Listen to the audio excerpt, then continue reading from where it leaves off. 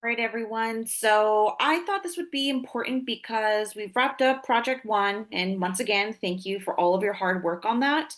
But Project Two is going to be a little bit of a heavier lift, more deadlines, higher percentage of your grade. So I just thought I would quickly go over that, like in a video format.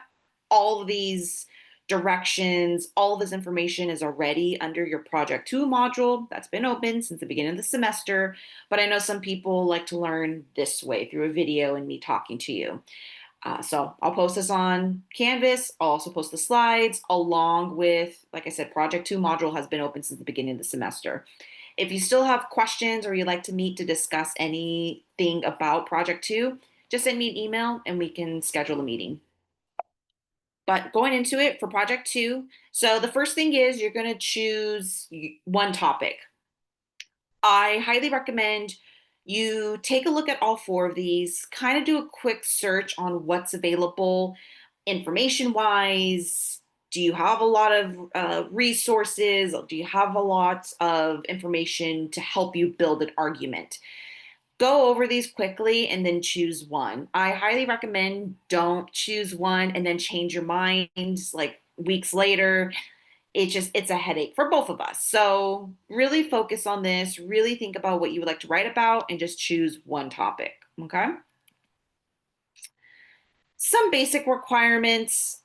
For example, try to avoid when it comes to you are searching for references, resources to help you build your argument and help you write your project. I try to avoid resources such as like Wikipedia, ask.com, about.com. The only tip I'll give you about Wikipedia is if you find a topic and you find a Wikipedia page, if you scroll all the way to the bottom, you will actually see all of the references. So using the Wikipedia page to find those references and going to the actual specific reference and seeing what's there, that's okay as long as you use that specific reference. But just saying, Wikipedia slash 2025, that no, that is not allowed.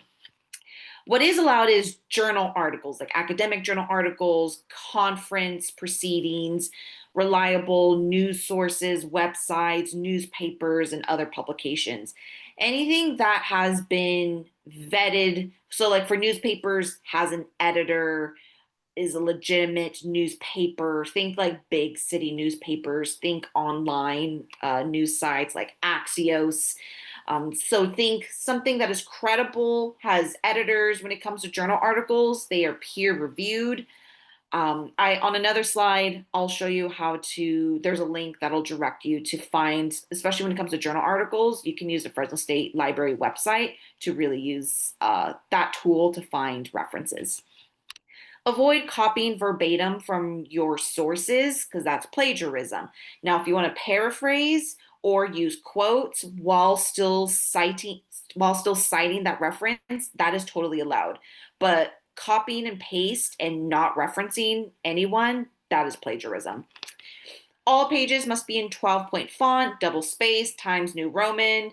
I say don't include any images or tables unless you feel like you actually found one that is legitimate, that really hits home the argument you're trying to make.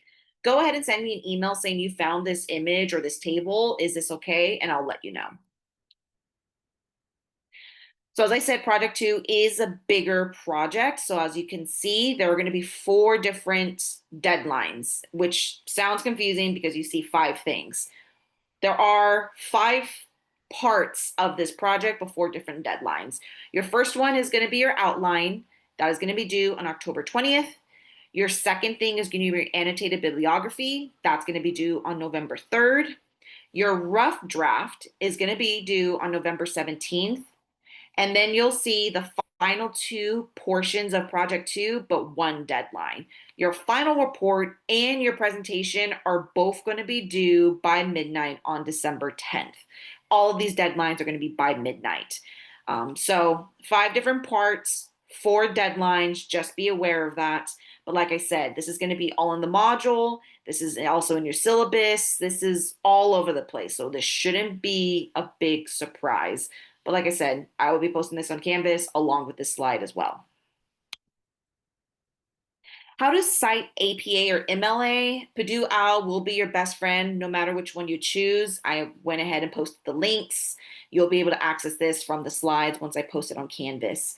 Also, using an official guide, I just recommend in general, no matter which style you choose or you use frequently, go ahead and buy the manual. There is an APA citation guide, there is an MLA citation guide. It's always a good idea just to have that in your library so that way you can reference it as you're writing your project. But also finding a good citation generator is helpful as well. I try to use at least two to three in my work because one website might not be able to find something, but the other website will. It's always good to have a good two to three on your in your wheelhouse, so that way all of your bases are covered. Obviously, of course, this is not foolproof. So, of course, go ahead and use the official guide when it comes to making sure you're citing correctly. I'm also not going to be like completely dinging you if you put a comma in the wrong place. I'm not going to be doing that. I will be grading you if you're actually following, like you're trying, you're putting some effort. I can see that you try to use a citation generator. I just need to see some effort. So that's what I will be grading you on. Some resources to help you.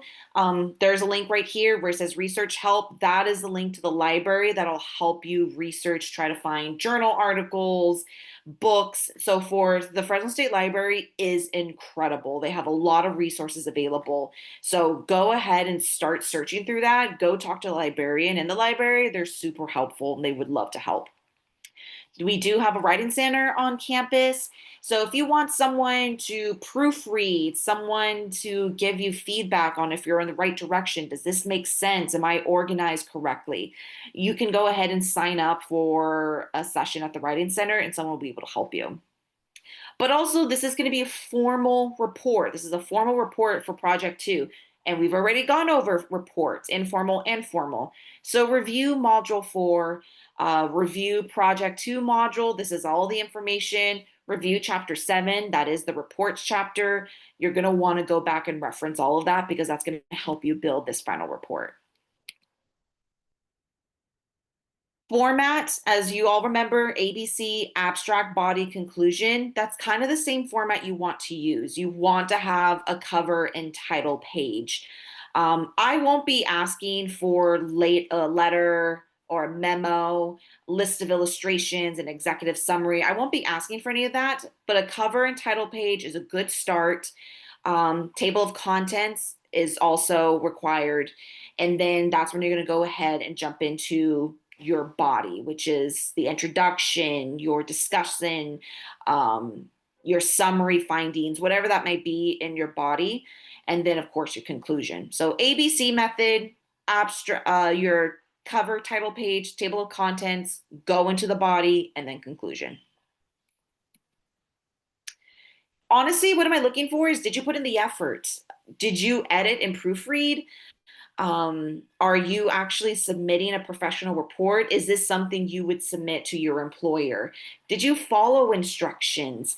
We've gone over what it means to have white space, headers, what it means to build a formal report. You have the tools. We've gone over this information. So did you follow that? Does everything look clean and organized? Did you blatantly plagiarize? Good writing in the sense of no slang. Are you following basic grammar rules? For example, like run on sentences. Are you using professional or academic writing?